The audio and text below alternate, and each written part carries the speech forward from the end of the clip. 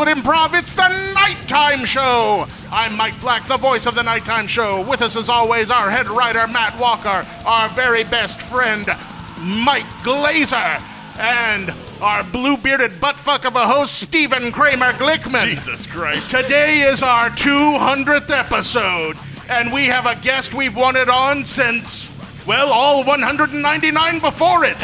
He is the creator of the View Askew-universe, writer, director, producer, and actor, creator of CLERKS, CLERKS 2, and the upcoming Masters of the Universe Revelation, ladies and gentlemen, Kevin Smith.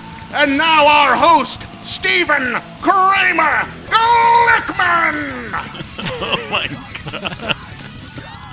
Mike Black, 200 episodes strong, folks. 200 strong, baby. I'm gonna go take a nap. Kevin Smith, holy shit. This is extraordinary. Am I ready to go? You're in. Do I get to speak? Yes. That was a hell of an intro, man. Like I just realized how we've been missing an announcer on a lot of things I do. It's like there's something to be said for the gentle art of announcing, and boy, I felt good about that. I felt like we were starting the show. I felt like it was midnight, and I know damn Skippy it's not. Thank you. Exactly. So we're 200, man. Show 200. How do you feel? Have you ever done something 200 times in a row other than masturbate in your entire life?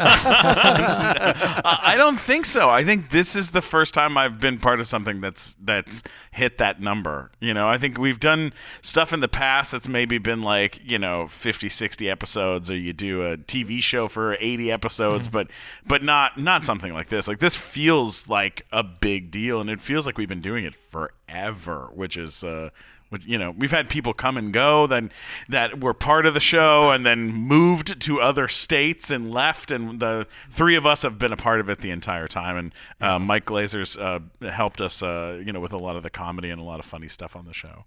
But how long have you been doing? How long did you do the show with Ralph? Let me see. Well, Hollywood Babylon, we just celebrated 10 years. What was it? God. Let me see. My birthday was August, so I guess September, October. September, I think it was. We did a live show at the drive-in out here, and that was our 10th anniversary show. Wow. Smodcast I started doing with Scott in 2007. So we've been doing it. I've been podcasting for 13 years at this point. Jeez. Like, when I got into it, there was. Let me see. The big podcasts were Leo Laporte did This Week in Tech. Bill Maher had After Time, the real time extra stuff that they do for real time. Happy Tree Friends were in the charts, which was more animated than anything else. So, like, I saw Adam Carolla come in. I saw Joe Rogan come in. I saw the Nerdist come in. I saw Mark Maron come in. Like, yeah, I've been here for a damn minute. So we have hit 200 on a couple of the shows we've done. I think Smodcast is over 200. Babylon's over 200. Jay and Silent Bob Get Old, I think, got over 200 as well. But it's like, think about all the people in your life, whoever, like, you're not consistent, man. Like, you can't ever just stick with something. And you've now stuck with something for 200 episodes. You just had to find the thing that was sticky, and you found it. Hell yeah. Hell, absolutely. And what's like a really cool thing, and I'm sure you've experienced this too, is like, there's people, when we started, we made these dream lists, and you've been on the dream list for like a long time, Kevin, because all three of us are like, we've all been like fans of you, but you've impacted each of us in like different ways. Like, we each wanted you on our list, but our lists all have completely different people on them. Yeah, like Mike Black is like I got to get RoboCop on the show. It's like we got to get. To clarify, I know that RoboCop's not real. I mean, Peter Weller, the And actor also, that played. if you're gonna get any OCP employee, man, go for Ed 209. Never mind RoboCop. He's got a sad story. On.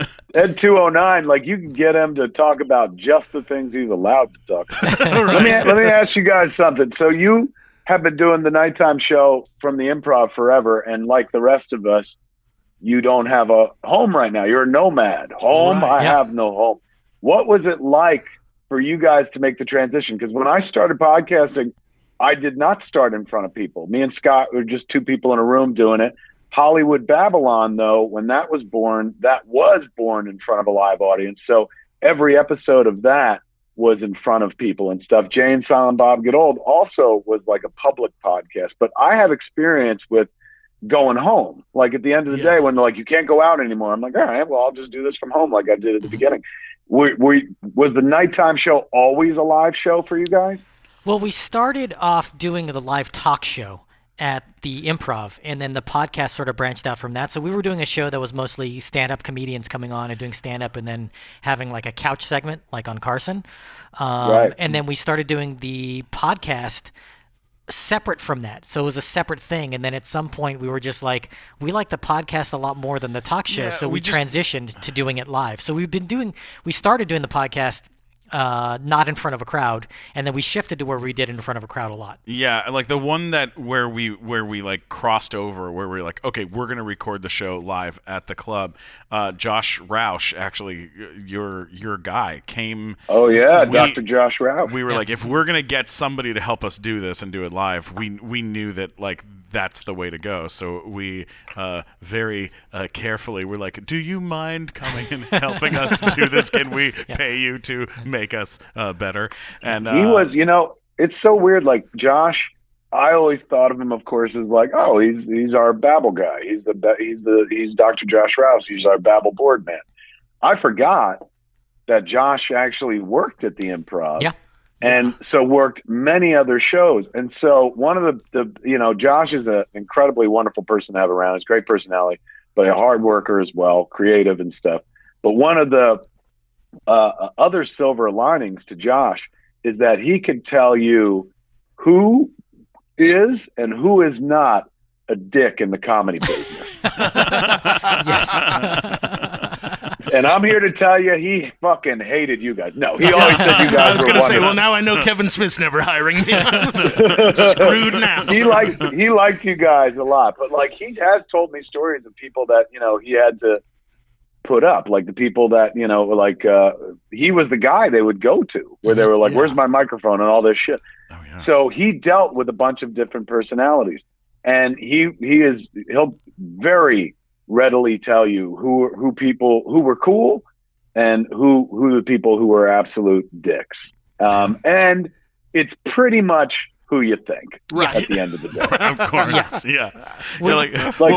We know those people too. So yeah, sure. Yeah. If you have a sneaking suspicion, you're usually correct. Yeah. When we did our 100th episode of the podcast, we decided to do it with Josh as the first time doing it live in front of an audience at the Improv. And the lineup for that show, this was our guest for the show. Are you ready? It was Lisa Loeb started the show off by singing "Stay," and then we did an interview with her, which was shocking. And like we could, but all of us were on staring. a desk sitting behind her. Yeah, while she sang. That. It was amazing. Then after her, it was the first question that you asked her in the interview, like, when are you going to stop singing that fucking thing?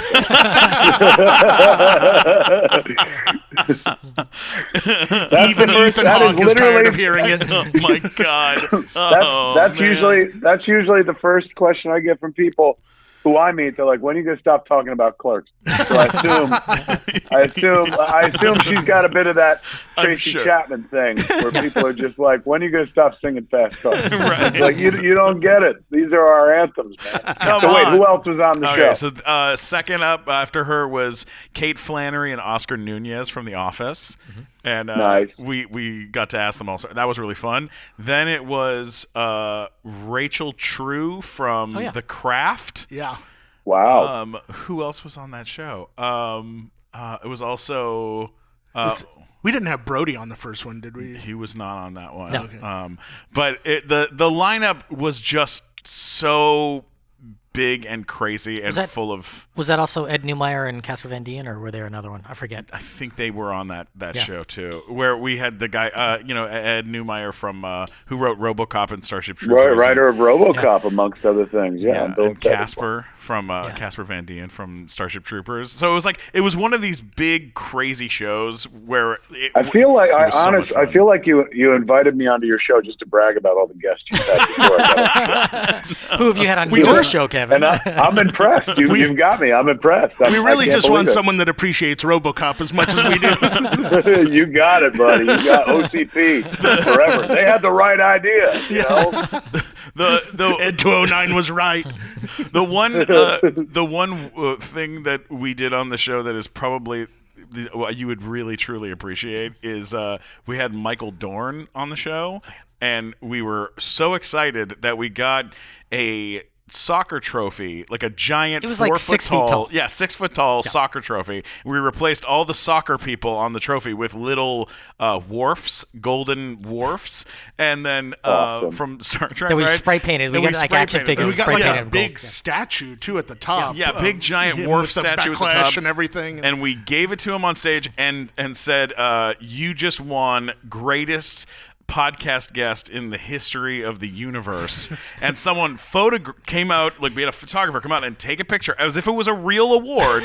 And then that photograph ended up like I think TMZ, and they were like, "Oh, well, Worf wins greatest podcast guest in the history of the universe." Like made it like a real thing, and we were like, "This is not real." Tell him about the award itself. Yeah. Oh, and he took it home with him. Yeah, like he put this giant fucking thing in his car. We just got it. It was like $5 at a garage sale. Yeah, let me tell you something. If you built a Silent Bob trophy, it'd be hanging in my house. Oh, come on. Food for thought. We will. I think we got something to work on now. You got a 3D printer, Steven. Now He probably brought it home and then put it on the stack with all the other work trophies that people have given him over the years. It's like, that's so we use these for kindling. when during the quarantine. Let me ask you this: wait, you guys are all from the comedy biz, correct? Yeah, right. Yeah, you bet. I backdoored into the comedy biz. I didn't do it the traditional route. I've never had to prove myself like a true stand-up where I had to come up with like a tight 5 or something like that. Yeah. Because of my other job, I backdoored into stand-up. So much so that like I'm such a comedy fan and respect the genre so much that I didn't do comedy clubs for like the first 10 years of my public speaking career. I did colleges, I would do theaters, I would do like Carnegie Hall. And then anytime they were like, "Hey, do you want to go play at the Improv? Do you want to go play here?" I had this weird self editing where I was like, I can't do that. I'm not really a comic. Mm-hmm. Like, cause I was like, a comic will get up on stage and generate. I get up on stage and I can't say anything until somebody asks me a question. So I always kept myself very separate from the world of comedy club. And then when podcasting hit, when I started doing that with my friends, suddenly I could conceive of going into a stand-up comedy club because we got to sit down and just have a conversation. You know what I'm saying? Yeah. So it was a weird approach to how I got into actual comedy. I mean, I've always loved the art of comedy. It sounds like you went a much harder way. I don't know. See, I always think about like, I don't think I would have had the tolerance or the thick enough skin to do the normal route where, you know, people like, because I did another job, people are generally nice to me. But if I was just somebody coming in going, "Boy, I really want to do comedy," they'd be like, "Suck my dick, fucking get in line." Who the fuck? You know, so I didn't have to put up with that. And I guarantee you, I'm soft. I'm Jersey soft. I'm not Jersey strong. I'm Jersey soft. So if I had to come up that route, if I had to, you know, subject myself to the normal route that every stand-up comedian goes through, where, you know, you walk through those doors and you might get ridiculed. The audience might hate you. The other comics are going to be competitive. Nobody's looking out for your best interest and stuff like that. I definitely wouldn't have made it so far. But now we live in a world where, like, you know, you can't go to the Improv right now, but if you did get to go to the Improv, me and Ralph have our picture on the wall, like right near Rock, right near Jerry Seinfeld and stuff like that. It's wild. So it's mind bending to me, man. And it was something that I did treat reverently enough that I didn't get into comedy clubs until about 10 years ago when we started doing like Hollywood Babylon, which I started at like first we did it at Smodcastle, my own little club. But then we went to the Lovitz. Like, did you guys ever play the Lovitz? Oh, yeah. You bet. Of course. What is it like? Is it when a Lovitz goes away? Is that bad for the business? Well, I mean, it's irrelevant to the business, quite frankly. No, look, when there was a weird moment at Lovitz one day where I was hanging out with Jason Mewes, and he said, "You've met him, right?" Yeah, you've met Jason Mewes.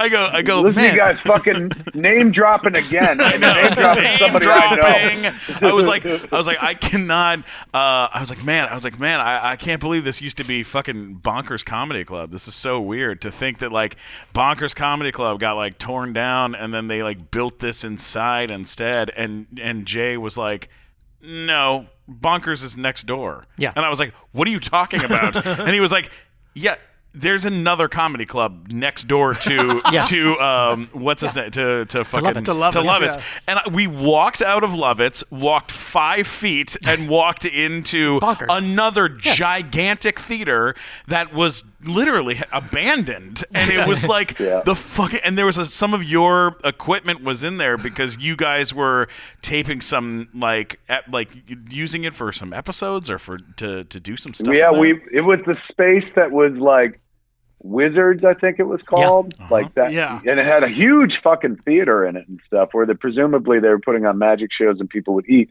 but it was closed down. They went out of business. So Wizards was a bar shaped like a wizard hat. Yeah. We Before it was had Wizards, it was Bonkers Comedy Club, which was we rented the space and we were what did we do there? Spoilers, the show that we did for Hulu like 10 years ago. Which was like a movie review show. So it was weird. At one point in my life, like I would leave the Lovitz and then go over to the closed Wizards and do a show there. I lived up at City Walk, man. It was crazy. Well, I mean, it's not, when people think about stand-up comedy, you know, they think about like Caroline's in New York or, you know, the Comedy Store or the Improv or something. But for me, I was like, we get to go every Friday night. We're the kings of City Walk. I always thought City Walk is where I would live if things went Road Warrior. You know, you're up on a hill. You've got that Thunderdome looking area. You know? So true. An Evening with Kevin Smith is probably the thing that was the most impactful to me, like to learn about the industry from somebody that I was like a fan of already. I'd never seen anyone do anything like that before. How did An Evening with Kevin Smith happen? Like, how did that first occur? It started, like, it goes all the way back to Clerks first playing at Sundance, because first screening of the movie was late at night, so the movie ended at like 12 in the morning or something like that.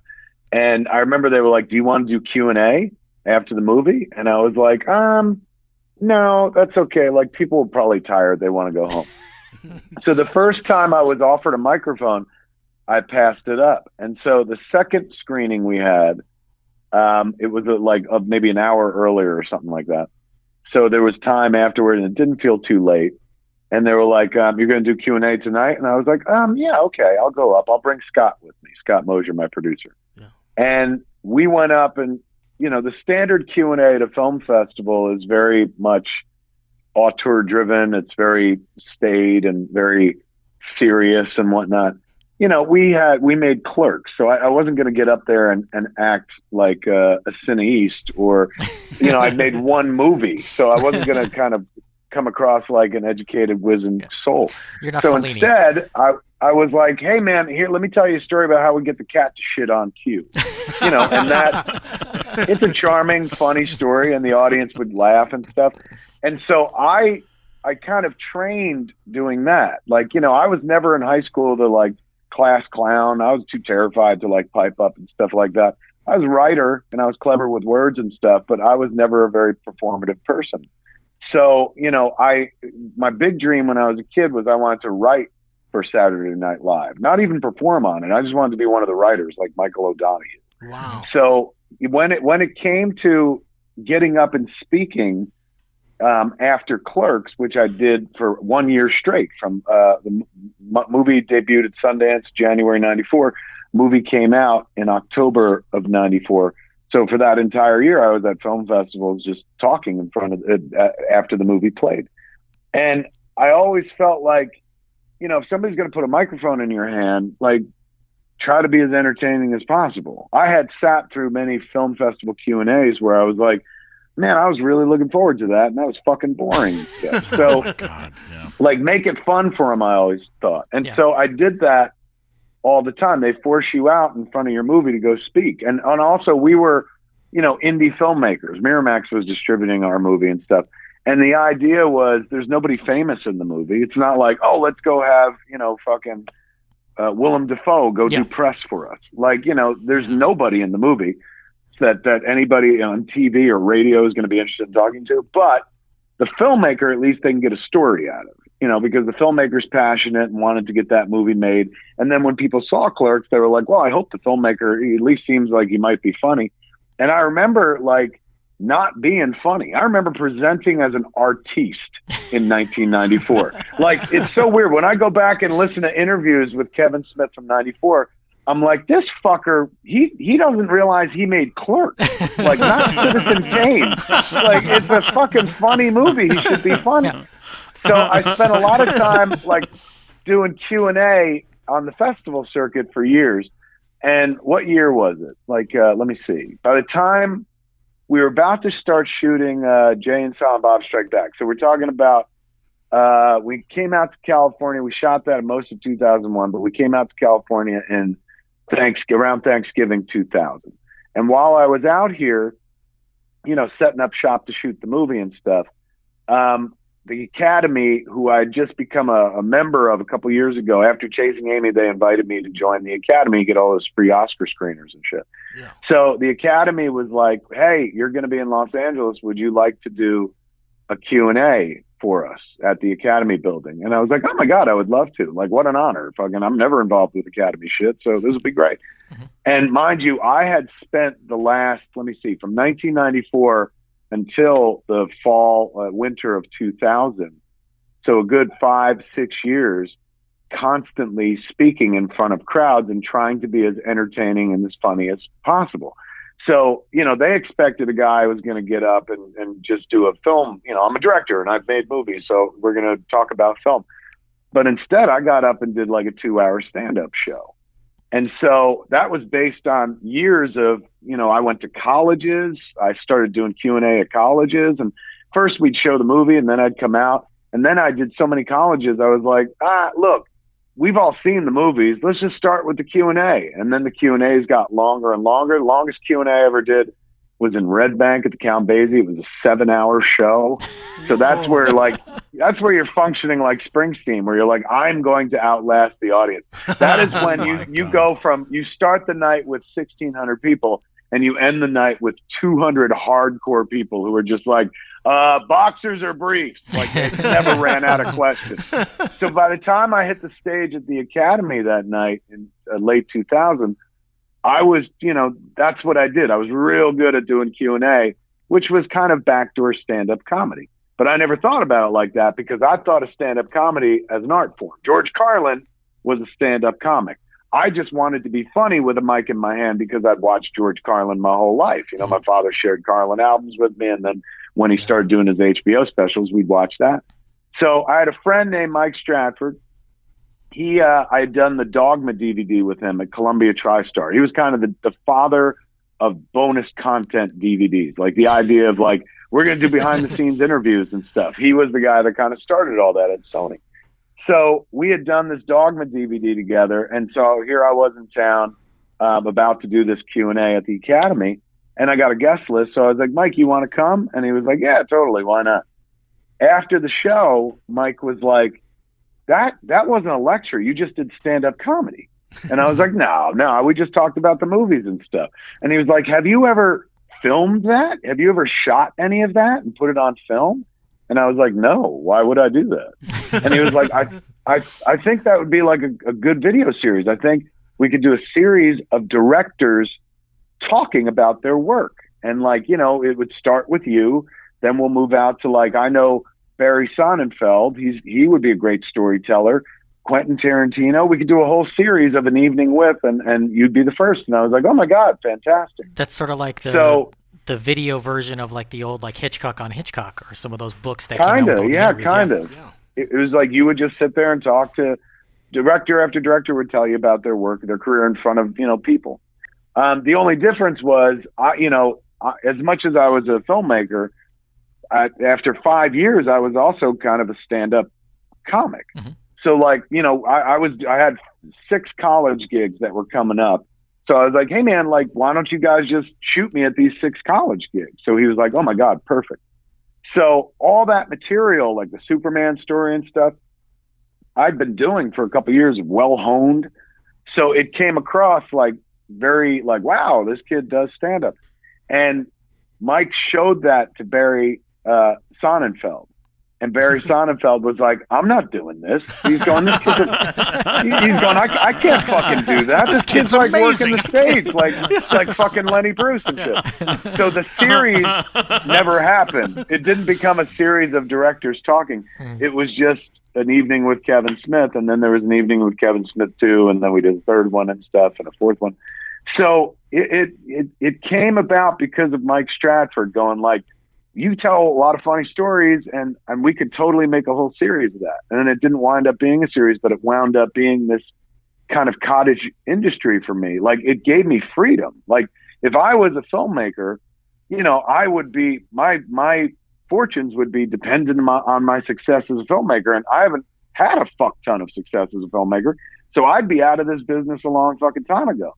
But the ability to like not have to rely on filmmaking to earn my living, I can just go out and talk about filmmaking on a stage in front of people.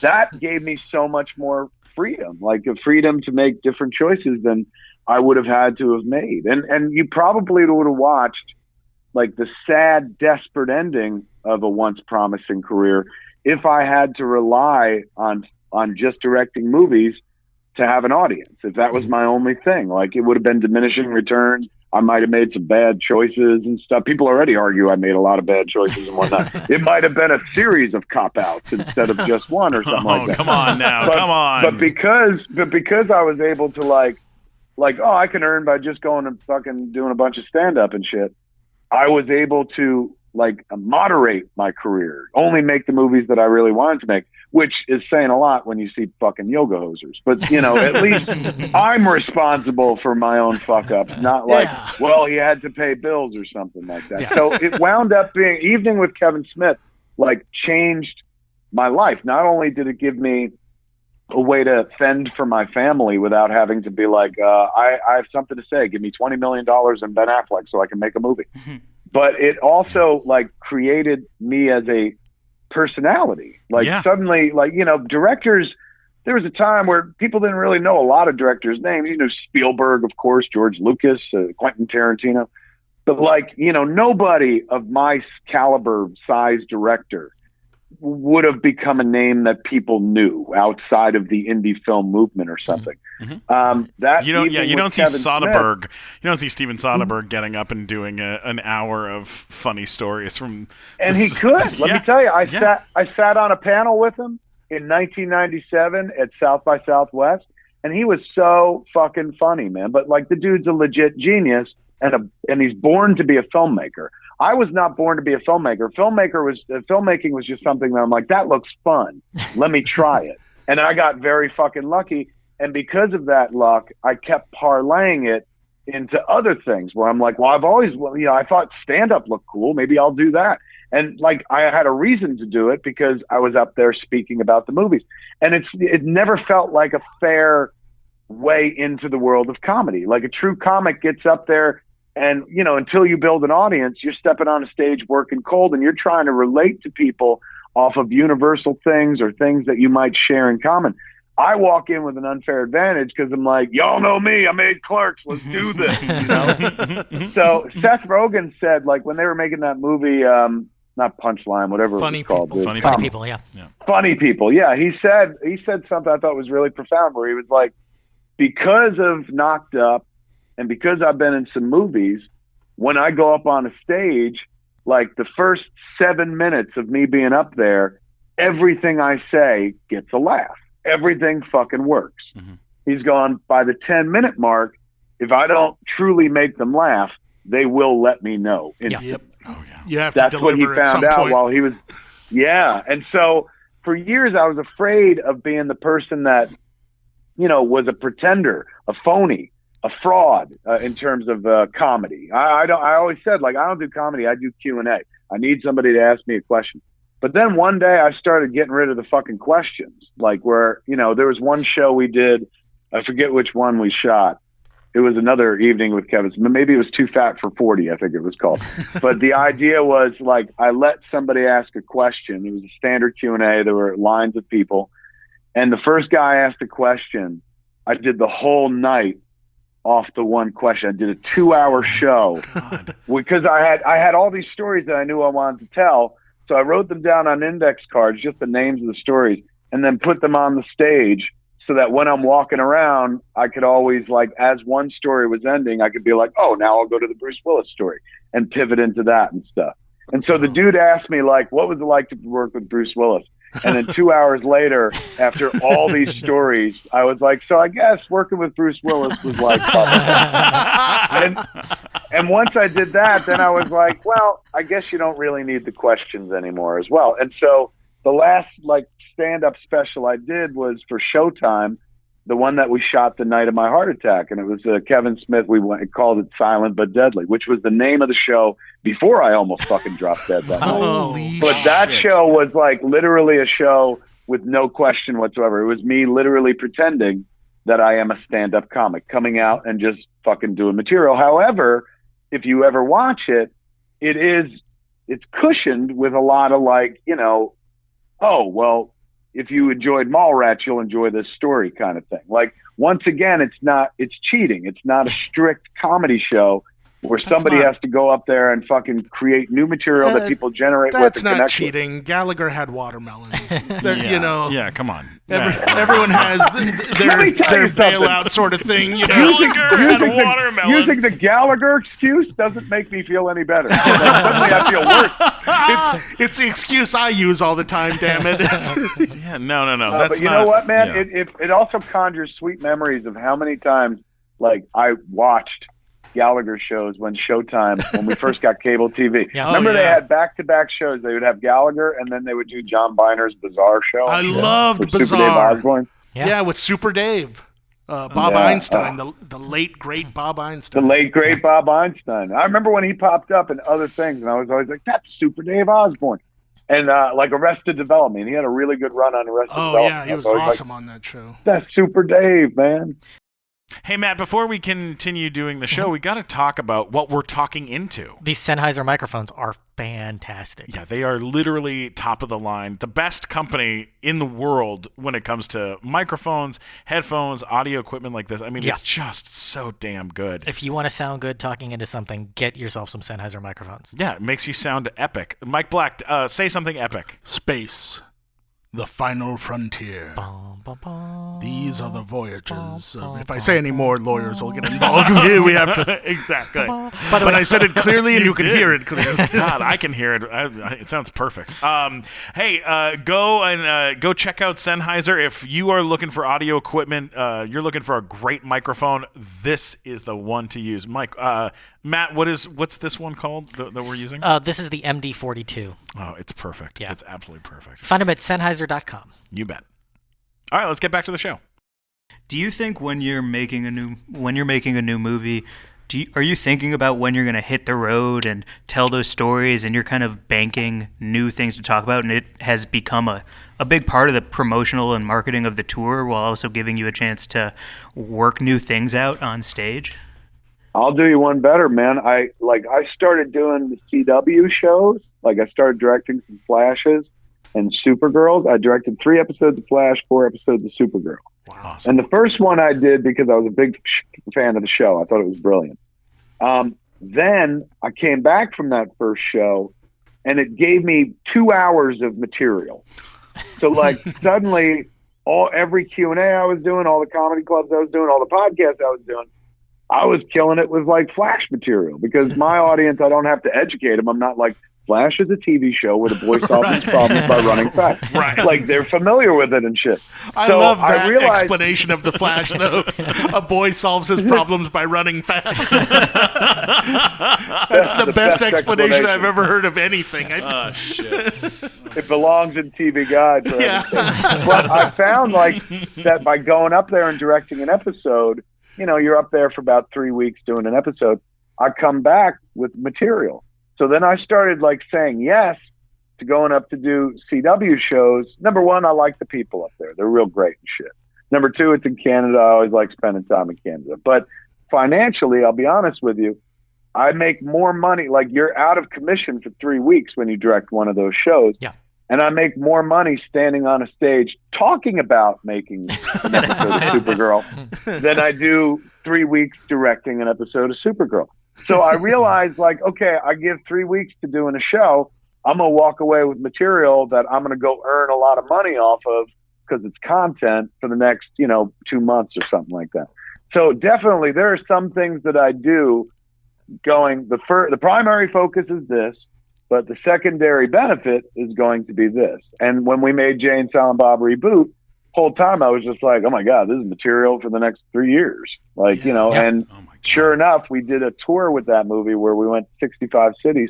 So every night I got up and had to tell fucking stories. I had to fill an hour after the show. And you've got the whole Road to Reboot that you did as part of that, right? Absolutely, man. So it's like, I feel like I'm in the content generation business. But most days I just feel like I'm in the sales business, and what I sell is like fucking Kevin Smith 24/7. Yeah, I mean, big shout out to David Baxter and Claire and everyone at Legion M for making this happen. Like helping us put this together with you, but also for doing a great job with their distribution and the stuff that they've been doing. Because I mean, I watched the Reboot. I thought it was fucking hilarious. It was a great movie. Yeah. Oh, thank you. What about that Iron Man? That Iron Man costume thing. That big Iron Bob. Where is Bob. that? Did you keep it? Did you hold on to it? The guy who created it has it in his shop, but we're hopefully going to be moving it into the Jay and Silent Bob's secret stash in Red Bank comic book store. But Bob Kurtzman, who was part of KNB Effects Group back in the day, he built Tusk for our walrus for Tusk. Oh shit, that was terrifying. He built the Iron Bob. He also built Marky Mark's dick in Boogie Nights. He was the guy that built the giant dick as well. So he built Iron Bob, and hopefully now Iron Bob is going to be coming back to the stash, but he's in storage right now. The guy who wore the suit in the movie, the actor, Kevin, was in the movie Iron Man as the kid in the Humvee in the first scene where Robert Downey Jr. is like, throw up gang signs. No gang signs. Okay, that's right. It was that dude actually wearing the Iron Bob suit in Jay and Silent Bob. Wow. So it took him 10 years, but he went from the guy outside of the suit to the guy inside. Sadly, the guy outside of the suit was an Iron Man, and everybody saw that. And the guy inside the suit was in Jay and Silent Bob Reboot, and I think my mom just watched it recently. When Star Wars was happening, I know that you talked about going to the set of that and stepping onto the Millennium Falcon and the all the stuff that went through you while that was happening and stuff. And there was a lot of rumors and a lot of stuff flying around that that you were in line or that you're in line to do something with them to do a Star Wars film or something like that. Is that a part of, because I mean you right now I don't know if you're currently working on it, but you are doing Masters of the Universe, which is another piece of like all of our histories, and we all fucking love Masters of the Universe. But is there other stuff that you want to do? Like, is there are you going to get to do Star Wars or get to work on a Marvel thing? I don't think I love the Marvel stuff. Like, absolutely love it. But I love it as a fan. And I never once look at that shit and go like, ooh, I want to make it. Like, I'm content to be in the audience for that stuff. Number one, I'm not visionary enough to pull that stuff off. They got people who are like really good at directing motion pictures who are visionary, who'll come up with like imagery and shots that are like, oh, this would be badass.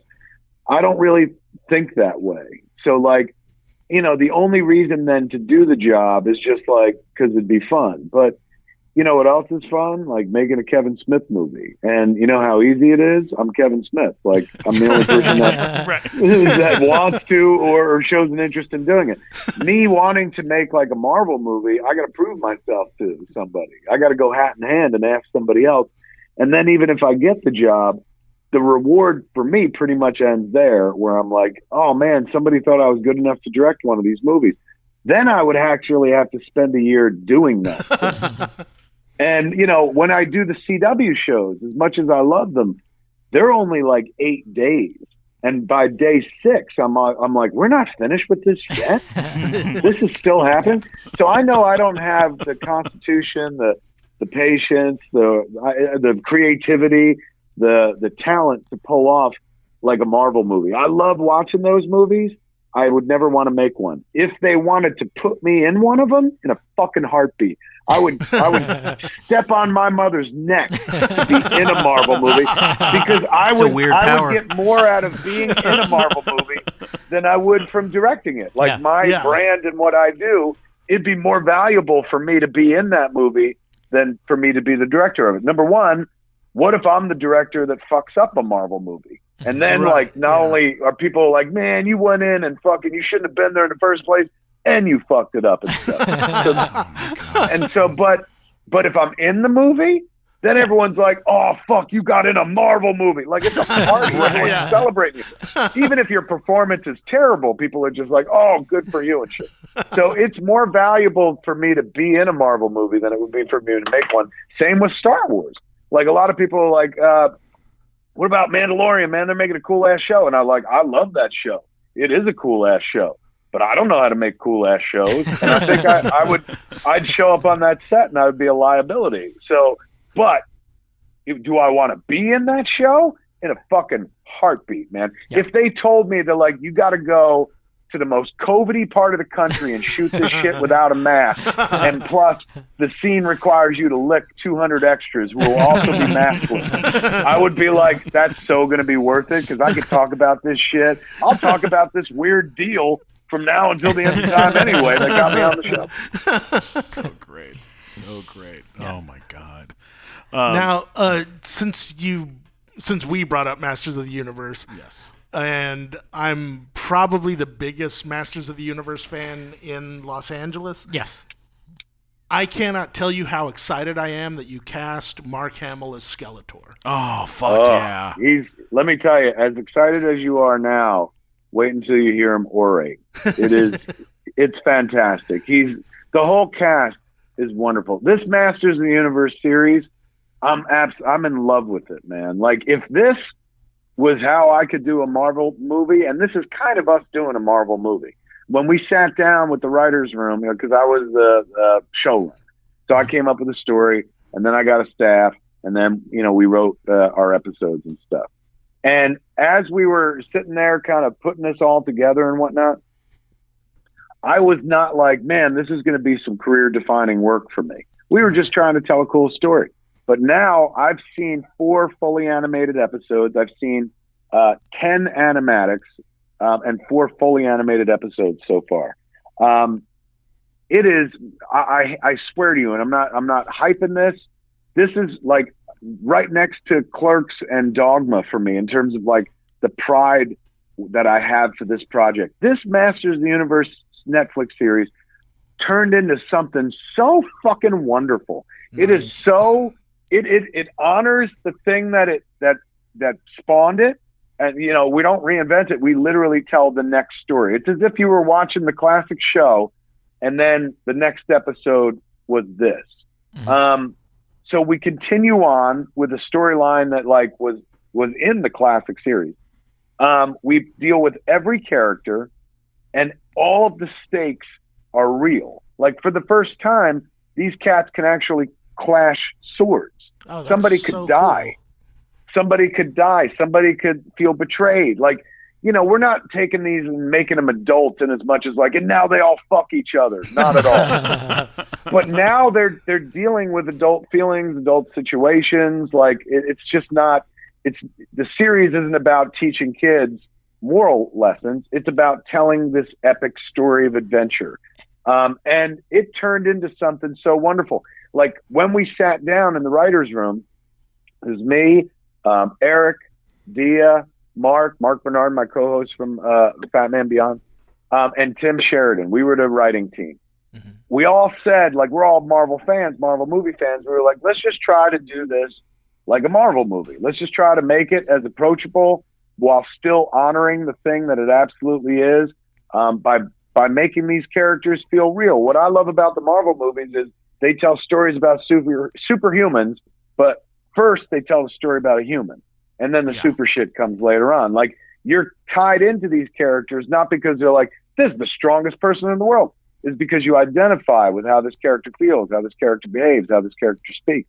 So it's all about character. And man, oh man, we got a cast to reflect the characters that we wrote. Like, our boss, Teddy at Netflix, he gave us very simple marching orders. He's like, look, this was my religion. I love Star Wars. I love Batman, but Motu was my number one growing up. Going in every episode, he said, I watched, I believed that He-Man was in jeopardy. I believed that Skeletor was on the verge of killing him. This is Ted Biaselli, right?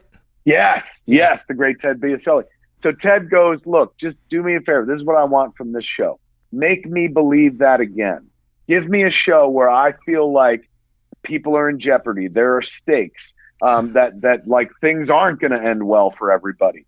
Like, I want to feel that. He was like, just these characters are rich, he said. It's a rich world of intellectual property.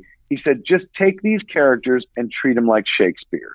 And with those marching orders, we told like this incredibly serious but fun adventure story involving the entire cast of the Masters of the Universe, man. And I absolutely love it. I watch it obsessively. As every iteration comes in, when I have nothing to do, when I've it's 5 a.m. and I've woken up and I don't want to start writing and I don't want to start doing anything else, but I do want to start smoking. I start smoking and I rewatch the episodes, man. They're just so wonderful. The cast, Mark crushes it absolutely as Skeletor, as you imagine he would. Lena Headey absolutely crushes it as Evil Lynn. Oh my God, I didn't know she was playing that part. That's awesome. It is astounding. She is like, just imagine Cersei as Evil Lynn. She's spellbindingly good. She's better than our show deserves. Sarah Michelle Gellar crushes it as Artila. Chris Wood crushes it as our He-Man. I got Jason Mewes in there, Stinkor. Yes, we got Liam and Liam Cunningham, who was on Game of Thrones as well. He was the Onion Knight, Sir Davos. That's our man at arms, and he sounds like your British dad. He's so fantastic. Griffin Newman. Oh, he's great. Who plays Arthur on The Tick, and he does that. He's Griffin. But for those who maybe don't know Griffin, if you ever watched the new version of The Tick on Amazon, he plays Arthur. Griffin's Orko is spellbindingly wonderful. Like, I honestly feel he might win an Emmy or an Annie or whatever fuck award they give out for this sort of thing. See, a lot of these I'm just now hearing because I heard the announcement at PowerCon about Skeletor, and that was about it. So all of these Bader sound awesome. Well, this is exactly. Is Dietrich Bader doing Trapjaw? Is that happening too? And also, God. He's doing. Dietrich does Trapjaw, but he also, more importantly, does King Randor. Oh, and nice. his King Randor is so fucking good, and that's King Randor, dude. That's not even like the sexy character.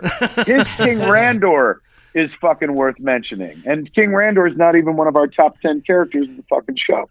But Dietrich absolutely crushed it, man. I worked with him, of course, on Jay and Silent Bob Strike Back, and then years later on Jay and Silent Bob Reboot, and I love Dietrich. He's one of my favorite actors on the planet.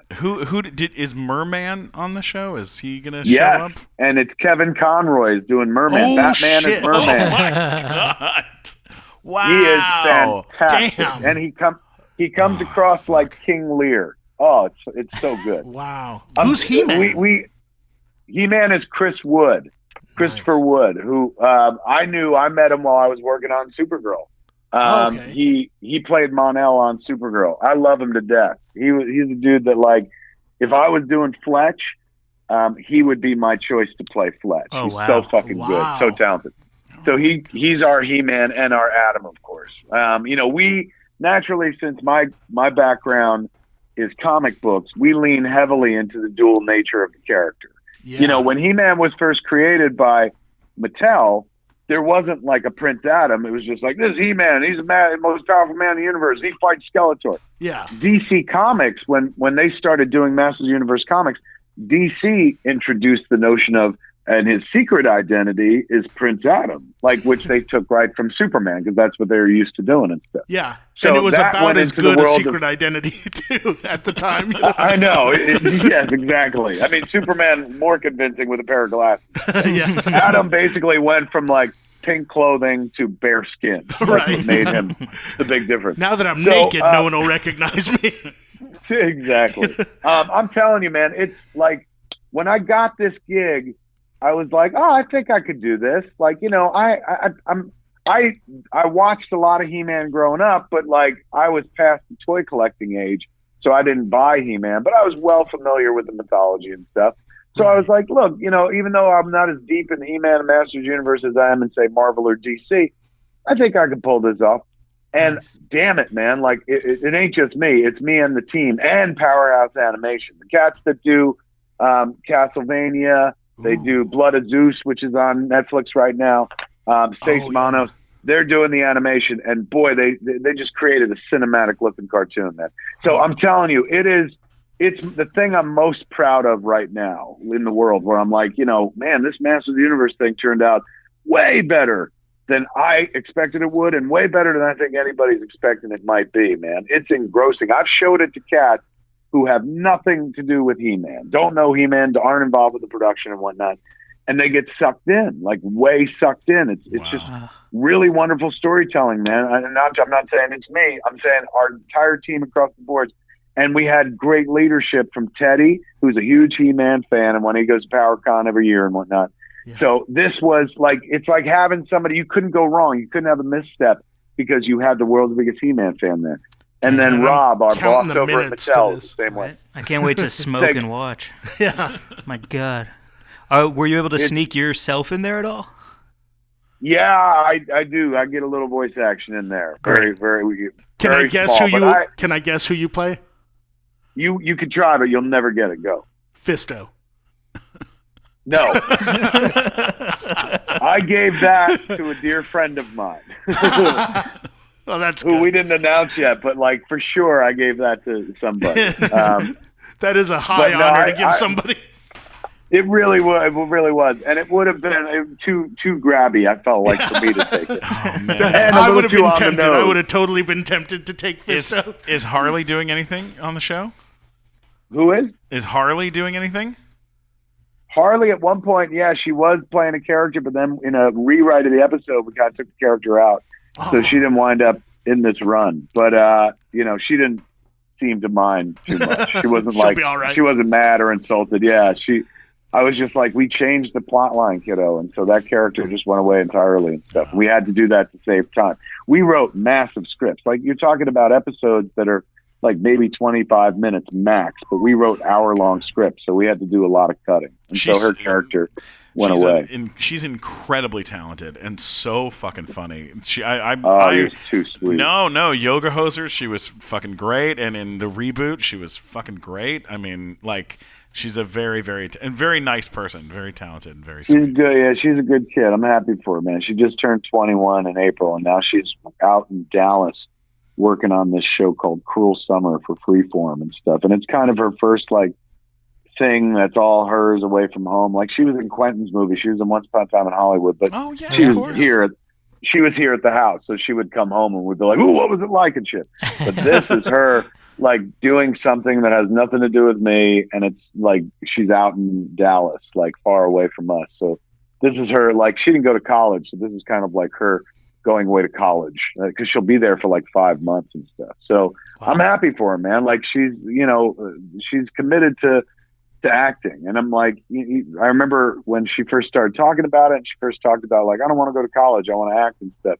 Jennifer, my wife, was just like, no, you got to encourage her to go to college. And I'm like, I can't. I dropped out of college and I made Clerks like when I was a kid. Like I can't like tell her, no, you got to do the responsible thing.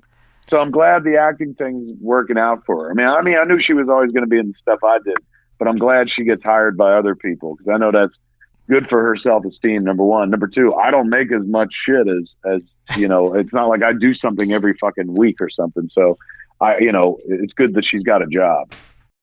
Hey, before we continue doing the show, we got to talk about the equipment that we're using to make the show. Make an epic show that is, it sounds like, everyone is right here. Like we're all sitting together, but we're not. We've got a fantastic multi-track recorder from Zoom. If you need multi-track recordings, that's the only company you should even be looking at. Basically, we had issues when we had to switch to doing things during a pandemic. And we went from doing a show with people in person to people over the phone, and Zoom just made it a piece of cake. Yeah, you bet. ZoomCorp.com is the website, and this has made it so that we could interview people in Nigeria, New Zealand, Guatemala, Austria, the Czech Republic. When we were doing all those... Are you just naming countries now? Yeah. Well, no. When we were doing all the interviews with the cast of 90 Day Fiancé, we were talking to people, in the Ukraine. Yep. Like, we were doing all sorts of crazy stuff. And then just the other day when we had John Rhys Davies on the show. From New Zealand. He was in New Zealand the whole time. Sounded like he was sitting in the room with us. Yeah. It truly is the mark of excellence for podcasting. Zoom Live Track L8 8-track mixer recorder, the board for creators, podcasting, music, and beyond. Yeah, it is a badass system, and we're very lucky to be working with Zoom. Go check out zoomcorp.com. That's zoomcorp.com. Zoom, you have to say it 3 times. That's what people do in ads, right? Zoom, what is it, Stephen? Zoomcorp.com. It's zoomcorp.com. We're talking about zoomcorp.com. All right, let's get back to the show. That's awesome. I want to go back for 1 second, speaking of working on your own stuff, because you said, if I don't feel like writing yet in the morning, is that your sweet spot now, to wake up, hey, maybe have a little routine and then get cracking on something you're excited about? Yeah, generally that's what I've always done. I'm a morning person. So I kind of I sleep pretty hard at night and like get a real solid 5 or 6.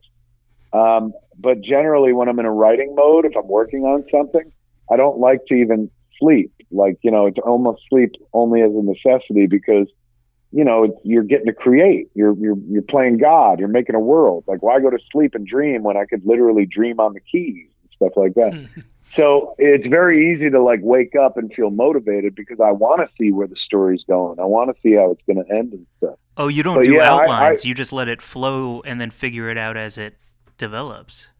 Yeah, very much so. Wow. And that's probably why, like, I don't write good shit. But like, I just kind of, I don't do structure, and I don't like, do notes and stuff like that. I just kind of, sit down and go like, what would this person say? Now, what would this person say? And then follow through there. You have a general idea of where you want things to go, or in the movie, or in the script, whatever it is you're working on. But if I had to do like cards put up on a board, that always feels like work to me. And like, I never want this to feel like work. I want it to be fun. Like the moment it feels like work, I feel like I've kind of lost the thread. And, I'm sure there's a bunch of screenwriting experts and people who are very gifted and get paid a lot of money to do it who would disagree with me and stuff. But outlining just reminds me of elementary school and homework. And I'd rather just kind of run and be free. And, I'm spoiled in as much as the first thing I made by myself on my own, and it got picked up. So I was rewarded for that kind of like, oh, I just want to do what I want to do. Fuck convention. And so I'll be fighting that my whole life. My whole life I'll be fighting, the idea to be conventional because it worked out for me, in the beginning. That's how I got here. I can always defend whatever I'm working on, even yoga hosers, by being like, look, Doing weird shit is how I got here in the first place. Not taking the safe route, not making the safe choice. That's how I got here. And I've been here for 26 years. So I got to honor that journey. And I'm not saying like I can't grow as an artist, but like for me, writing has to be fun. Otherwise it becomes too much like work, and outlining and writing cards and then like mapping shit out. I'd rather just do that while I walk or while I drive or while I'm sitting there smoking before I sit down to the keys. I mean, writing, like 90% of it happens before you even sit down in front of the keyboard. It's just all the whimsying that you do all day long, and something strikes your fancy and you're like, oh man, imagine that. And you just imagine if we did this, what if this happened to this person? I'd like to blow it up into this and just change this and blah, blah, blah. And so all the writing, by the time you sit down at the keyboard, for me, is pre-done. I just have to get it out. So it's never like I got to get up and be disciplined. Like by the time I get up in the morning, it's tough to keep me away from the keyboard. And just because like, you know, it's not like a real job. Like I imagine if I had to get up in the morning and go make the fucking donuts or whatever, like I would, you know, I wouldn't get up. I wouldn't spring out of bed. Like Jennifer, my wife, takes her like 3 hours to wake up. She gets out of bed, fucking don't talk to me until I drink coffee, and like, you know, just real like inhumane to her husband and shit like that. and her whole thing is always like, you know, not everyone can get up like you. She's going, you spring out of bed because like every day of your life, you just do whatever you want. And you get to tell stories and you figure out how to do that. She's going, so yeah, you wake up and you're ready to go because the day is going to hold some fucking adventure for you. She's going, but like, not me. She's going, I'm like everyone else. I'm going to wake the fuck up when I wake up. Yeah. Now, you must have some sort of planning that goes into, like, say, even Clerks, because I remember I saw Clerks in the theater when it came out in 1994, and I was a student at Carnegie Mellon at the time, and I remember seeing in the movie, there's a girl that I knew named Kim, who was in the movie, and she's like feeling the muscles of a guy, and I was like, wait, isn't that Kim who dates the Asian design major that lives upstairs from me? This is 100% true. Where did you go? I was at Carnegie Mellon, and she was dating a guy who lived upstairs from you. I lived in Doherty A Tower my freshman year, and this guy named Rocky lived upstairs, and he was in like this fraternity, so we'd see her come over all the time. I didn't really know him very well, but yeah. She was, hold on. So she was a DG sister. She went to Delta Gamma. Yeah. But she hung out with the boys at Sig Tau. Yes. Yeah. So and that's they had, Rocky. they lived in this building I was in called Doherty A Tower because they'd gotten kicked off of Greek Row at some point. So that's why we were all in the same building when I was a freshman. Oh my God, that's hysterical. Yes. Kim, my high school girlfriend, Kim Lochran, went to Carnegie Mellon. Like she was 1 year behind me in high school. So she went to CMU, and I would go get on a train from Metro Park in New Jersey, take a 9-hour train trip to Pittsburgh to go hang out with her for like 3-4 days at a clip. Mm-hmm. So I spent a lot of time, formative time, at Carnegie Mellon. First time I ever saw Citizen Kane was in the Carnegie Mellon Library on a Laserdisc. Oh, wow.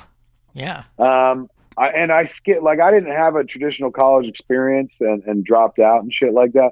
As you well know, CMU is about as traditional a college experience as you could get. They got a campus. Yes. They got Greek life if you're into that. There's constantly activities. There's a fucking cafeteria. The cafeteria was the thing that blew my fucking mind. I was like, I can eat all this cereal. Like I could just keep eating the cereal. So Kim was a Delta Gamma sister and a Sig Tau little sister. Yeah. And Kim and I dated on and off for like 12 years.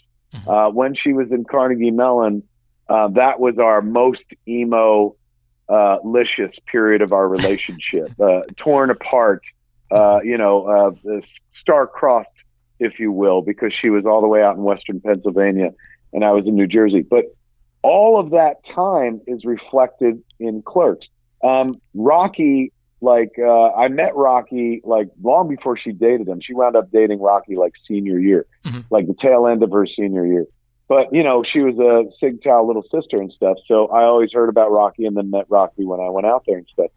And she would always say like Rocky. And I'd be like, which one's Rocky? And she's like, the Asian design major. And so I was like, oh, okay. And so, which is, it was the 90s, so it was kind of low key, racist, I guess, to be like fucking, oh, the Asian design major. Like, I reminded me of a commercial when we were kids that the Church of Jesus Christ and Latter-day Saints put out, the Prejudice commercial where the kid's like fishing with his grandpa. Yeah. And he's like, Dad, Jimmy called me prejudiced today. And he's like, who's Jimmy? And he's like, well, Jimmy's my Jewish friend. And he goes, well, then you are prejudiced because you think of Jimmy as your Jewish friend and not just your friend. And so whenever we would say like the Asian design major, I'd always be like, well, we think of him as our Asian friend and not just our friend. But that was how we identified him and stuff, because there were a lot of dudes in that sorority, in the fraternity rather. Now, he also, like, when I put that in the movie, people for years didn't understand, was the character an Asian design major or studying Asian design, or was he a major in Asian design? So for years, and when people would ask me, because I meet people from Carnegie Mellon over the years and be like, did this movie have some connection to Carnegie Mellon? I'm like, fuck yeah, my ex-girlfriend, my on and off girlfriend for 12 years went there, and the Asian design major thing like came right from there. And when I made Clerks, they had never been a couple. They were just friends. Me writing that like Caitlin winds up with an Asian design major was paranoid fantasies of a guy stuck in Jersey. And I picked the person that I assumed was the least likely person that Kim would ever have a relationship with, and used him as the character in the movie. And so after, like, while we were making Clerks, Kim and I were dating during that period. So she's in the movie. You see her in the flick. Mm-hmm. Then after the movie was done, that's when her final year at Carnegie Mellon, she wrapped school and stuff. And we had this big kind of like breakup and stuff. These breakups, we would always break up over the phone and shit. And then somebody would call somebody back. And I waited for her to call me back. And it was the night before her graduation from CMU. It was such a dick move. We had a fight. And I was like, well, I'm not coming out there to the graduation. And hung up. And I thought she'd call me back. And she didn't. And so the next morning I was like, Scott, we got to rent a car, because we were in post-production on Clerks. I was like, we got to rent a car and drive out to Pittsburgh to see Kim graduate, because we just broke up last night. And he's like, none of that makes sense.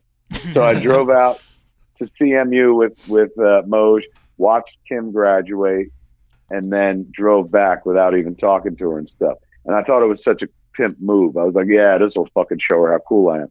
And then I went back home to Jersey and figured, all right, now she's graduated. She's coming back to Jersey, so of course she'll call me. Mm-hmm. And then like a week went by, she didn't call me. 2 weeks went by. And so I called her mom and I was like, hi, where's Kim? Did Kim come home? And she's like, Kim's in Cape Cod with Rocky. And I was like, what do you mean? Like everyone went, the Sigtow family? And she's like, well, yes, but I think her and Rocky are involved in a relationship, Kevin. And I was like, what? That was in the movie. Like, I wrote about that in the movie. The power in your hands right there. You could I know. Make oh things my happen. God. And I made it happen. I made manifest destiny, man. I fucking manufactured that reality. But and I remember like that summer, like Kim like came back to New Jersey with Rocky, and he was staying at like her parents' place. And, I was like, well, come down and see your scene. You shot your scene. Come down and see it. And she's like, well, I'm with Rocky. And I was like, oh, you could bring him. I was trying to be the cool ex-boyfriend who could be friends with the current boyfriend. Yeah. And so they came down to RST Video, like the same video store from in the movie, and watched, everything I'd cut together at that point, including Kim's scene and stuff. And I went next door to Quick Stop. I was like, you guys, if anybody needs a video, just tell them I'm next door. And then when they were done watching it, I chit-chatted with them. And then they left and walked home, because the Quick Stop is only like a mile from her house and stuff. But I remember watching them walk away holding hands and being like, oh, my God, there goes my entire future. Because Kim, I'd banked on, even before I knew what I wanted to do in life. I was Lloyd Dobler. I just wanted to marry Kim Loughlin. That was it. And Kim, quite like Veronica and Caitlin in the movie, are always encouraging Dante to fucking like do something. Like, you have more potential than this. It's going to waste in this place and blah, blah, blah. all of that came from Kim. Like basically, if I was the model for Dante and Brian Johnson was the model for Randall, Kim was the model for both Veronica and Caitlin. She's a character looms so large in my life that she filled 2 roles in that movie. Wow, which of course I still know her. She's married, unmarried and stuff, but we're still in contact. She's one of my closest friends in the world. Like growing up, technically, now in retrospect, she was like my best friend. She was my first like hardcore audience, really believed in me, like made me feel like I was funny and shit like that.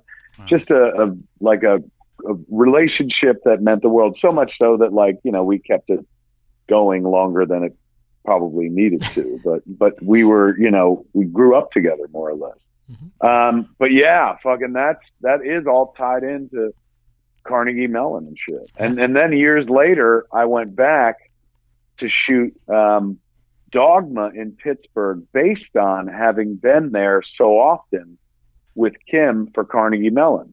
And we actually shot on campus. We used one of their buildings on campus, the one where they go to Movies Corp, Movie Corp. And there's a church like right outside the window. That's on the CMU campus, one of their like lecture halls or something like that.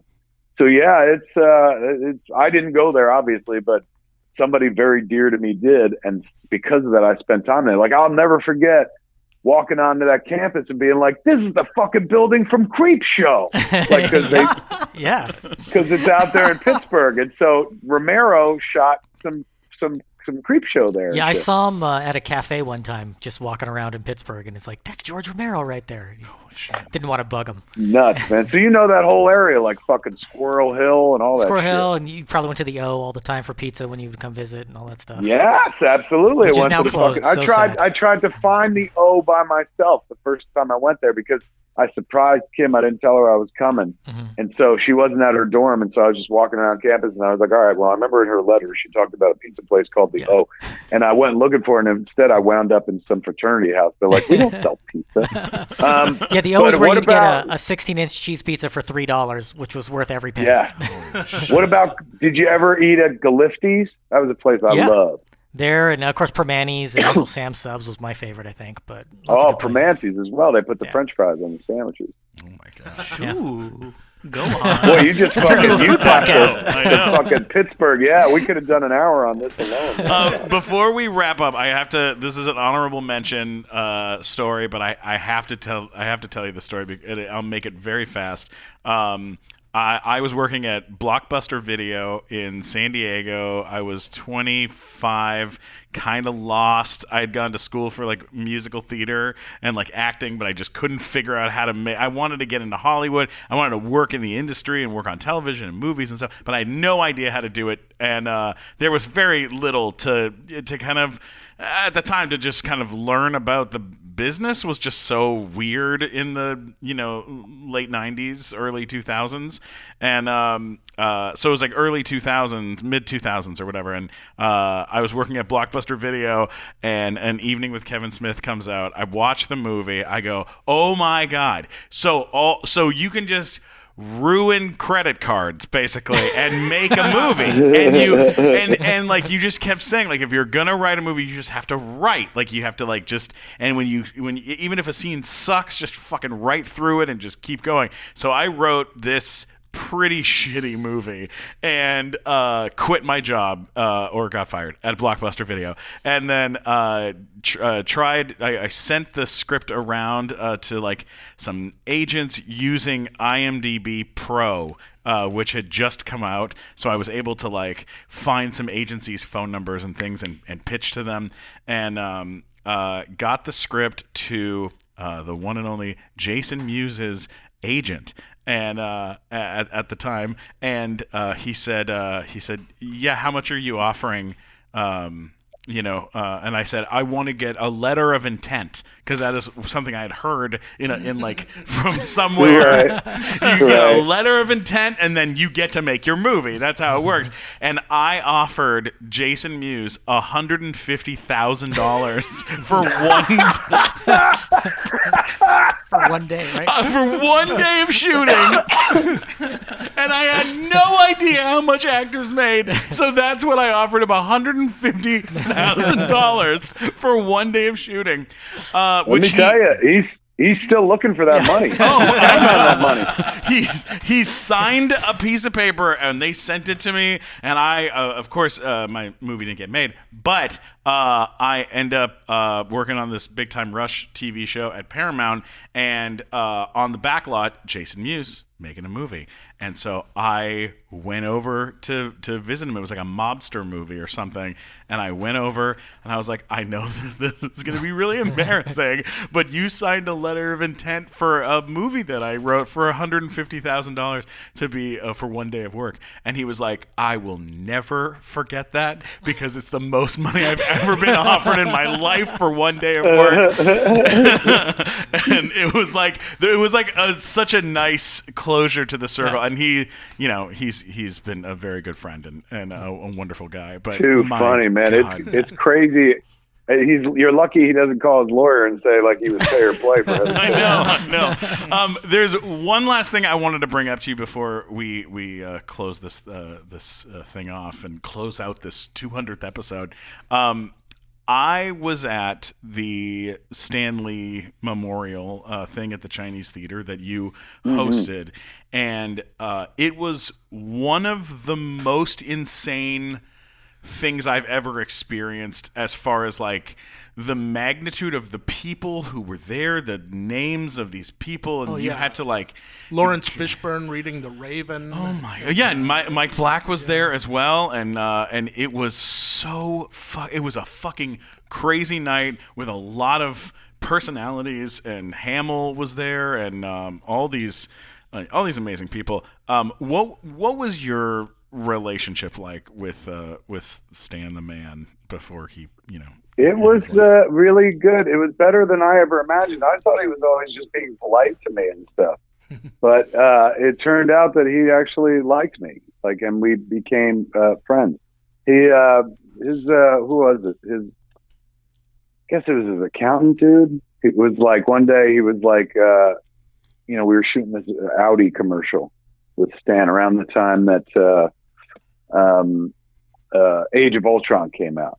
And so it's like the Stan Lee school of cameo acting is the idea of the bit. And so, we shot with him all day. And, at this point, Stan is, let me see, it was like a couple of years before he passed. So he's easily 92, 93 years old. Yeah. We get a full day out of him regardless. He's full of energy and pep and stuff. And then at a certain point, off he goes. We're done with him by like 5 o'clock. So his business manager dude was there to watch the end of the day. He's like, I just want to come out and watch the show. So I was chit-chatting to him after like Stan left and whatnot. And he was like, he loves coming to do stuff like this. And I said, oh, of course. He's a big ham at heart, man. Like you could tell, Stan loves being on camera, always has. And he goes, he loves doing stuff like this with you, though. And I was like, oh, well, I love doing stuff like this with Stan, man. That's why I've been doing it for like 20 years. And he said something that made me cry right there on a lawn in Beverly Hills is where we were shooting. The dude goes, he thinks of you like a son. And I was like, what? Wow. Like incredibly moved by that. And that kind of changed my perspective of our relationship. I always thought he was just being polite to me, that he not suffered me, but he was like, hey, it's Kev. Good to see you, Kev. And he's always complimentary, but he was always very complimentary about everybody. He talks everybody up and stuff.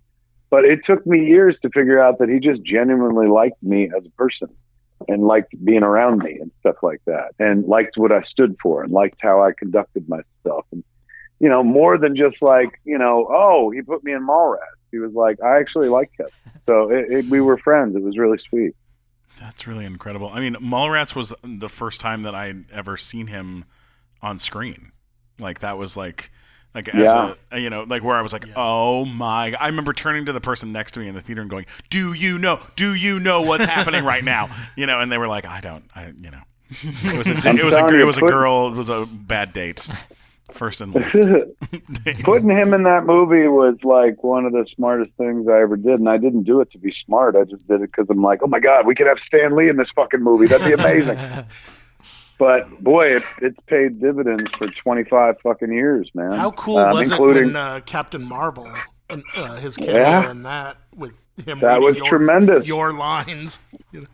It's true. I got a little residual shine myself. Like I saw the Mallrats cover the script and had my name under it, and I was like, "Oh shit, I exist in the Marvel universe. I wasn't snapped away." So yeah, it was great. It was really sweet, and it's special that it came with and through him. You know, that it was Stan doing a Stan cameo, and one of the only cameos where clearly he's playing Stan. Yeah, yeah, absolutely. I mean, yeah, that's really incredible. That Memorial Night was one of the craziest things I've ever experienced. What you were on stage with some. You were hosting. You were hosting the whole night. That was a pretty. That must have been a pretty bizarre experience. There was a lot of juggling just because there were people coming and going, and we had to stick to this kind of schedule. So there was a lot of on the fly stuff. But you know, a lot of people that loved Stan wanted to be there and wanted to come up and speak. It was awesome when they gave him like the key to the city. It's like the only down thing is like, I wish he was there for it. You know, that would have been fucking cool. But he was, you know, he loved that stuff. He loved to engage with that stuff. It was never like a chore. Like, his wife passed away. Joni died, and he was supposed to get his hands and footprints at the Chinese theater like the next week. And we all assumed he was going to cancel because I was like emceeing it and shit. And I was like, there's no way he's going to do this.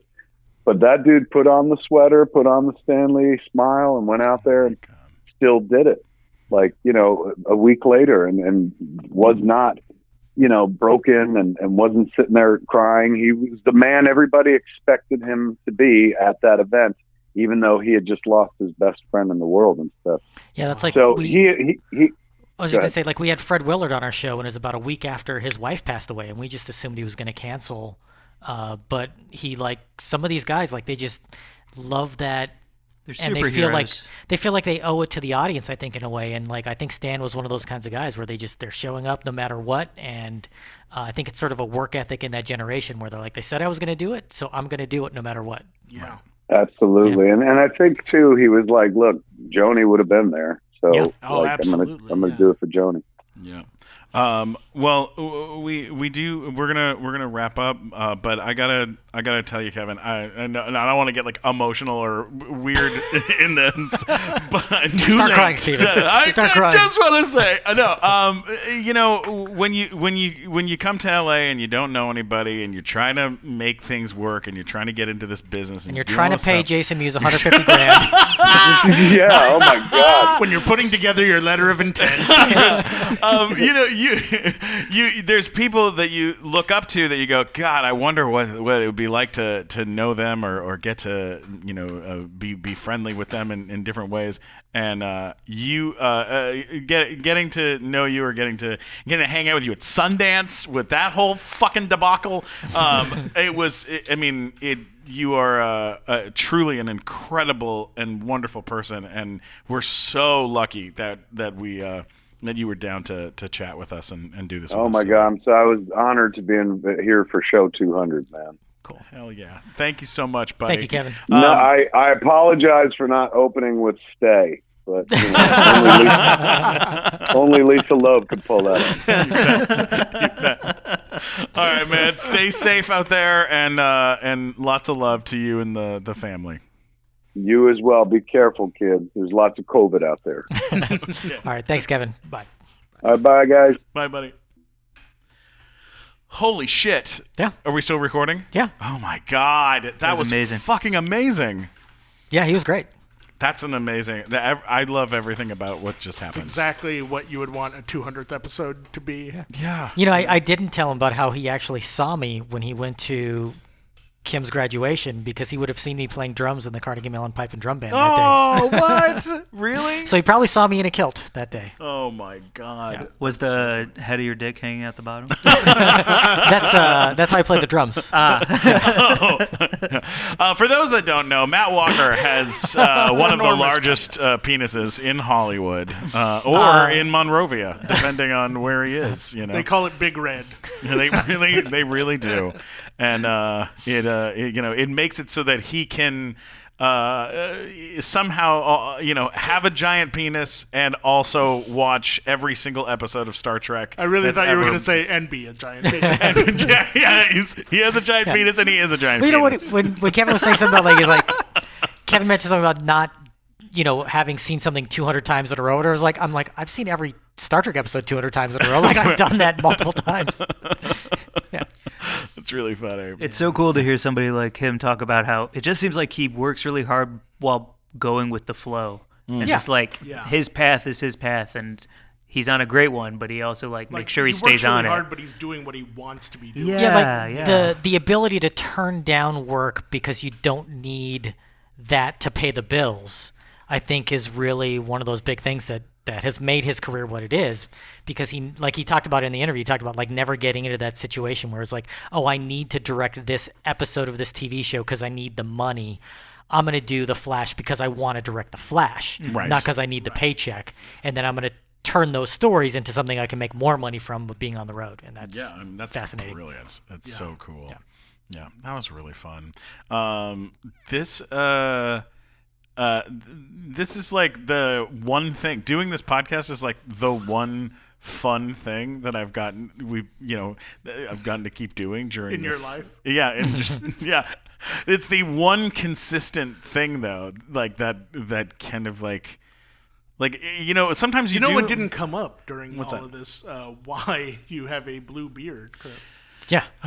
Yeah, I mean, it is a podcast, so there's no one can see. Yeah, but I did call you a blue-bearded butt fucker. Oh, to you're start the right. episode Yeah, no, off, I so- currently have a blue beard because I announced stupidly on Twitter and Instagram and TikTok to 1.8 million people I would dye my beard blue if Biden won, and then he did basically so far, and so I'd say as much as one could. Yes. And so So you look like a diabetic Papa Smurf. I just Matt assumed Walker it's because he ate so many Otter Pops that color it just actually dyed his hair. Yeah.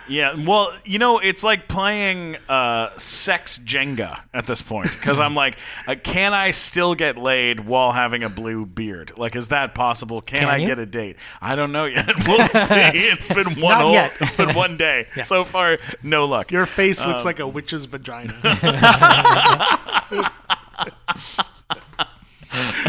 You're definitely getting laid. Oh, I hope with so. that. I hope so. Yeah, it is. Or burned at the stake. One of the two. It's a hell of a look. It looks like I have a filter on my face at all times. That's true. It looks like an alternate skin for Zangief from Street Fighter. Mike Black, go, go, go. Go, Mike, go. I'm done. Just look like I. All the next ones were going to be mean. Wow. Go, Mike, go. I think Matt Walker I posted. said it looks like you blew Cookie Monster. Yes. Yeah. That's pretty solid. Since we were talking anything, about Blazer, Masters- anything? I know, man, you just ugly. Oh, wow. Thank you. Yeah. So much. Oh. It looks like a chia pet that caught COVID. I look like I work at a coffee shop in Silver Lake. If Moss Man had AIDS. That's Moss Man Nice. had AIDS. God damn, unstoppable. He's so good. Oh my God. No, more like if Mossman had Prada Willy. Wow. You know what that is, Steven? No. That's a disease where you can't stop eating. Oh, wow. Yeah. Okay. All right. Keep them going, you sons of bitches. It's always better when I have to explain the insult. Yeah. That's a good insult. Yeah. Look, Jewish rave Santa. Jewish rave Santa. Something that shouldn't exist, really. Yes. Jewish rave Santa. Yes. So, Mike, are you saying that you don't think I'm just as rave Santa, but as Jewish rave Santa? Oh no! What have I Prejudice? done? Wow, prejudice. So prejudiced. Jewish rave Santa. Lesson learned. Yeah. Oh my God.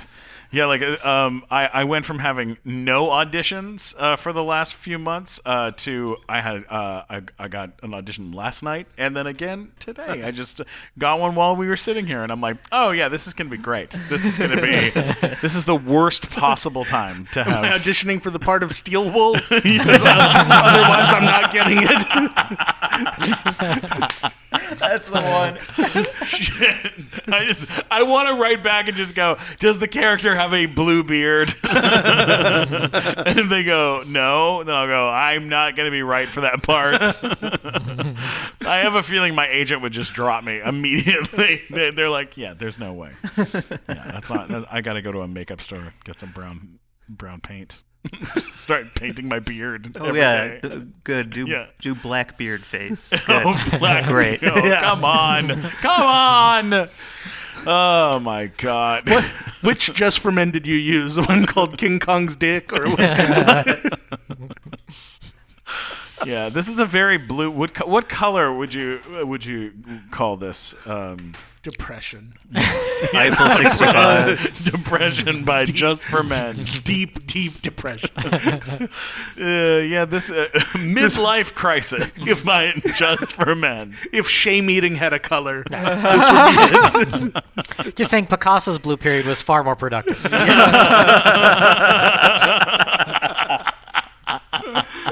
Oh, that's so funny. Oh man, that hurts, man. That's fucking great. It's the 200th ep of this show you've started. Yes. Gotta come You just in end hot. with us insulting how you you- 200 This times. is how I want it. This is what I want. This is what it's all about. This You're is the new how Robbie. we repay you. Yeah, like you're the new Robbie on the I show, get Steve. to That's be. what we've done. Oh wow. Well, someone was gonna have to be. Yeah. Oh my God. Yeah, that we've had a lot of like guest people, announcers and like extra Yeah. folks that came in to do stuff and things. with us. What is if you had to pick one highlight of the 200 episodes, what's your favorite moment? I'll give you mine. Okay. We had Lucas Krushank on the show, who was Fred from the internet's Fred. And I had recently been to China, and I brought back a bunch of gross snack food, and we made him eat Chinese snack foods, which included it was dried fish mixed with almonds and a chicken foot. Oh wow. And we made him eat it live on the podcast, and that was very fun. Yeah, that was pretty fucking intense. Maybe Chef Filippo? The one that, though, I mean, like the one that felt the craziest, where it felt like everyone needed to like come up to like do it, was that office thing at LA Comic-Con. Yeah. Because it was like we were trying to write intros that were funny. So Mike Black like helped me fucking write all these intros because I had to go do them on stage, and I'm not an announcer, and Mike is. Yeah. So he like helped me come up with like how to do it and how to say it and what to do with it. And Do you remember what happened with that? Where the reason I wasn't announcing it was because we needed someone to man the booth. Yeah. And so as soon as you guys left, I promptly fell asleep. You were passed out and someone sent me a Watching picture. over the booth. At Comic-Con. Yeah, it was great. It was great. And then Mike Glazer was in the audience of the 10,000 people. That was Yeah. crazy. And Doing like Q&As. doing Q&As with the people up front, while Sarah Salthouse was standing like on a riser yeah. in the middle of the As if she giant wasn't mob. taller than everyone already. Yeah, she's already so tall. So she was great, and she took questions like way out in the audience. Yeah. And then Matt, you were like dead I was center. in the sound booth. Yeah, surrounded by all the these nerds people. with her must have been like, she's a Viking goddess. Yes, absolutely. Yeah. And like Cora was backstage, like moving people onto Yeah. the stage and making sure that everyone was like set and like good. That was a pretty fucking intense. Yeah, with Brienne, they're taking photos and stuff. Oh, It was yeah. a lot of people helped make this show happen, and we couldn't do it without them. Well, Yeah, one that you're I'm right, 100%. one I'm jealous of that I missed out on was Paul Sorvino. Yeah. Oh shit! Yeah. When he made you dinner. Didn't Yeah, he? we went to his house and he was releasing a cookbook, so he was singing opera while cooking my God. pasta for us. Unreal. So you went That's to a crazy. Goodfellas fantasy camp, Yes, basically. we did. Yeah, That was pretty fucking. Ed intense. Asner. that was That- crazy. Yeah, That one was amazing. What's really crazy, Mike, about that is like I have done another interview at his house since then, and it was nothing like that interview. Oh, Like, really? Wow. He hated that we were doing an interview with him. I think it got scrapped. It was for another podcast, Oh, and wow. he was like not interested. he had a lot of fun at our show. He had so much fucking fun with us, and he was like kept threatening us with knives. He had a wall of knives behind him. Wherever Yeah. there wasn't an Emmy, Yes, there was was a a knife. knife. It was so weird and so fun, and he was fucking he was real loose with us, which was fucking great. I loved it. Walter Koenig. Koenig, yeah, Amazing. it was great. Phenomenal. And it was crazy. You go to his house, and he's just a collector because he had all those like 1920s comic books. Yeah. That he had, but then he had every Chekhov doll that ever came out. He had all of his own action figures, Which is great. Which is like if you have action I would figures, totally do that. You should have Yeah. a wall of your own action figures. Yeah, absolutely. What about you, Glazer? There's a couple that I revisit and I'll listen to a couple of times a year. One of them is with Max Brooks. I think that is an incredible Yeah, episode. yeah. And then the other one, I can't remember his name, but it's the Batman episode. Michael Uslan. From Comic-Con. Yes. And I think those are Yeah. two That's of one the of most the most inspiring- Yeah, Jinx, my man. Yeah. Go for it, That's please. exactly. Yeah. No, you're right. Yeah, Yeah. It's very inspiring. Yeah. Yeah, that story that was a hell of a. How he became like a story. professor of comic books and the whole deal. Just It's wouldn't amazing. give up. Yeah. And then I would be remiss if I didn't mention Tom Sizemore because Oh, that Yeah. my was God. unreal. It was, That was wild. fucking. Steven was terrified. I was. You were terrified. I was just talking to. It's like interviewing a pirate. Yeah. Yeah. I was just talking to Nicole Amy Schreiber this morning on the drive over here. We were chatting a bit, and I told her that I had once interviewed a porn star, and that I ended up not putting out the episode because it went so off the rails that like I started panicking that like I was like I'm gonna get in trouble for this somehow, and like that Your mom's gonna bust through the door. Steven! What kind of nonsense? Yeah. But with Sizemore, I felt the same way. I was like, oh my God, we are going to get in so much. Something is going to happen. We're There's going to only get in trouble. one where we But actually. it's fucking crazy. There's That only episode one is that we crazy. didn't put out because of that, and it's one that we don't even have anymore. The recording's lost, so it will never be heard. But the Skippy Green episode you and I did, Oh my God. Which will With never Flip be heard Schultz, anywhere. That was the worst.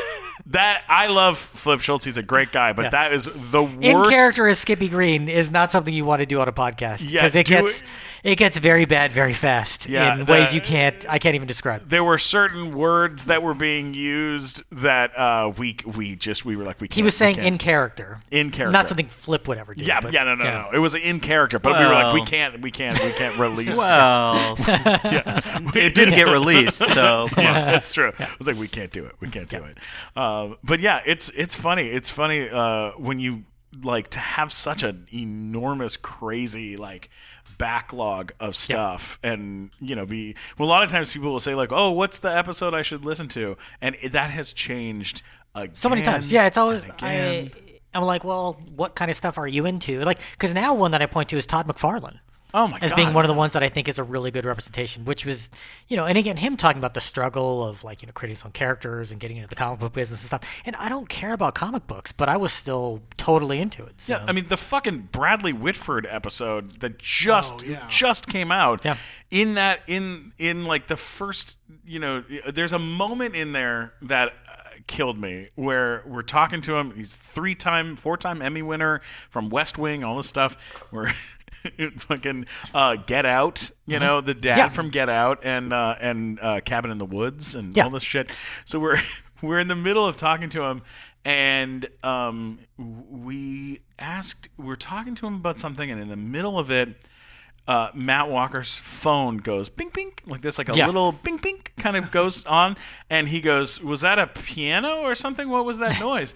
And we were asking him about the show Handmaid's Tale. Yeah. And so he was like in the middle of telling us about Handmaid's Tale, and you hear like this bink bink, kind of noise. Yeah. And he goes, "What is that? Music?" And then Matt goes, "That's oh no, that's just my phone making a noise. Sorry about that." And he goes, "Imagine if I got angry because of that." And he was like, and then he just started. He does like a Christian Bale. He starts doing a Christian Bale thing where he's like, "I'm fucking talking about the fucking Handmaid's Tale, and you're interrupting me with your fucking bullshit sound effects. I'm a respected actor. Pay attention to me." And it was so fucking funny. Yeah. I love that people get loose with us and like, Oh yeah, Danny Trejo. oh my God. Oh, yeah. Fucking Danny Trejo talking about And as soon as all this COVID's over, we The can go eat sandwich his restaurant. place. oh my God, yeah. right? Talking about the Trejo's restaurants. Tacos and Yeah. the donut shop. Well, and- yeah, he's like, can't rob we were that like, "What's place." your favorite restaurant to eat at?" And he was like, It's like the he goes, pantry. The or whatever. pantry's the it's a best great place to eat. plan a robbery. And then we go, "Where do you go after you've done the robbery?" And he like goes, the "Pacific Dining Car." And we go, "Wait, are you being serious?" Yeah. And he goes, yeah, of course. That's where we would go to plan robberies, and then that's where we would go to celebrate them and eat steak and stuff. And we were like, "Wait, what's happening?" Like, it just kept, devolving and changing, and it was fucking great. It was awesome. I feel like if this is the first episode you've checked out with Kevin Smith for the nighttime show, that's just scroll. Use that thumb and scroll deep as you want. There will be something else for you. Yeah. Or the further, there is a period of time where shit got like during the Joey Fatone times. That's around the time where Robbie, Big Fat Robbie, as we call them, was, and we're, some of us are fat. I am fat, and but he was very fat and short, and he would come on the show and he would just do horrifying things on the show. We had Joey Fatone and Chelsea Kane are the two. Kane, if you've and You Dana have to Dude. really love someone to let them sabotage multiple interviews. And the Dana Dude episode with him, where he talked about losing his virginity, was fantastic. No, and the icing his asshole.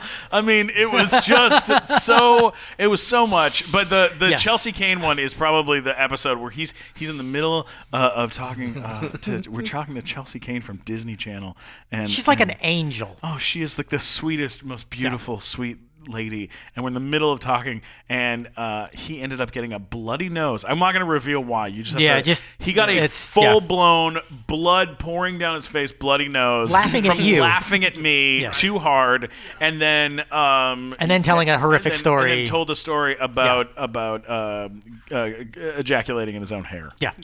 Well, So I mean, look, Robbie's in a better place now. He is. I actually asked him. I don't know if I told you this, but I asked him if we could get him on tape, like film, for the 200th episode to like just say hello or something. Say hello, say something, and he said, "I don't want my children to know that I was a part of the show." And I was like, "Robbie, you were in like 20 fucking episodes of the show. Like, what are you talking about? Who would ever let you adopt children? Yeah, like who? What And world? what do you have children?" He was like, "No, but I'm getting married soon to a very lovely man, and there's a very good chance we're gonna have kids together." No. And I was like, "Oh God!" The crazy Everything about here's the crazy thing. I Robbie, want to talk to that man. I should call Here's him. the thing. Robbie is now the most mature person involved with this show. That's true. He left our show to write Dungeons and Dragons Campaigns. and makes a fuckload of money. That is the level for of him. maturity we're talking about. Come on, let's That be. is the most. That's how far down we are. God bless him. God bless him. He's a sweet kid, and we did a lot of weird shit with him over the years. But anyways, Glazer, getting you involved in the show. Yeah, dream come true. It was like big deal for us. I mean, we at the time Emmy nominated. Michael Emmy Glazer. nominated. I think the cool thing for me is that we're recording this. Can I say where we're recording? Yeah. Okay. Because this is where I met all of you because I was Hollywood working Improv. the door here. So to have the 200th episode be back at the place that I was working where I got to meet everyone is so perfectly full circle. It's great. Yeah, no, it's pretty wonderful, man. Yeah. And, I mean, at the time, I always thought this was so funny. It's like we were writing these monologues for the live show, and we think we had like 6 or 7 guys, all very funny, nice guys, sending in jokes every week, and then Mike Glazer shows up, and it's just like, no. Mike's gonna write the. Fucking That was the best. He's gonna Who? write the Him? monologue. The guy checking IDs? Yeah, that's it. Everyone else can. We're done. We're done. Oshak, I know you're listening to this. I know. I love Oshak and Mark Mealy. All the guys that helped us They're all great. write jokes. They were all fucking. Yeah. Yeah, Tripoli wrote jokes for us. Oh my Fucking god, bangers. Yeah. And then once Glazer got involved, and then getting to do the live show and having Glazer out in the audience, keeping the fucking energy moving and like keeping the show going, taking good questions, giving people shit for not having good questions. Learning, especially with some of the crazy guests that we've had on those live shows. Yeah. Like if somebody's wearing like too bright a jacket and is raising their hand too aggressively, like I've learned so many times, like they'll take the mic from you and just go to it's wild, man. Yeah. It's so Remember when learning I to told you, hold I was on to like, the mic. don't ever let them take the microphone. Just duct tape it to your hand. And, so crazy. and the night I told you that, what happened? Some guy fucking lurched for it, and you were like, no. I was given instructions. Yeah, I love that. I thought it was so great. And then, I mean, having an announcer on a podcast is like not a thing really that happens. Like I listen to a lot of shows that no one else has a Mike Black, and That's right. And when we Except have, the Power Pals, they have a mic. Yeah, they do. yeah, they do. They're very lucky. But I don't really do the announcing on that. I do it on this show. Oh. You know. Yeah. I do like a normal, like NPR type intro for that. I don't know why. Thank you but for listening. I mean, this All show things Power Pals. is a different kind of animal. You know. Yeah. So It brings a lot of heat, though, man. I mean, it starts like the it show off helps. with a big fucking kick, Yeah. you know? Thank you. We've got that and a great theme song written by Eric Kluber, Yeah. which fuck just kicks yeah. it off with his absolutely. intro and that song. It's just like it gets you the energy up, and we're good to go. Yeah, he has my face tattooed on his arm. Yeah. Speaking of bad decisions, Everybody makes choices. you can shave your beard off at least. He's got to cut off a hunk of skin to I know. fix his. Fuck Matt Walker, though. I mean, let's just the big-dicked Matt Walker. Big brain. That should big be on brain, your business card. Big brain, big dick dick, Matt Walker. Fascinating. From the top, right at the beginning. Can we talk about Star Trek for a minute? Tech whiz. Matt, where are you from? I grew up in Pico Rivera, California. Pico Rivera, Big Dick Matt Walker.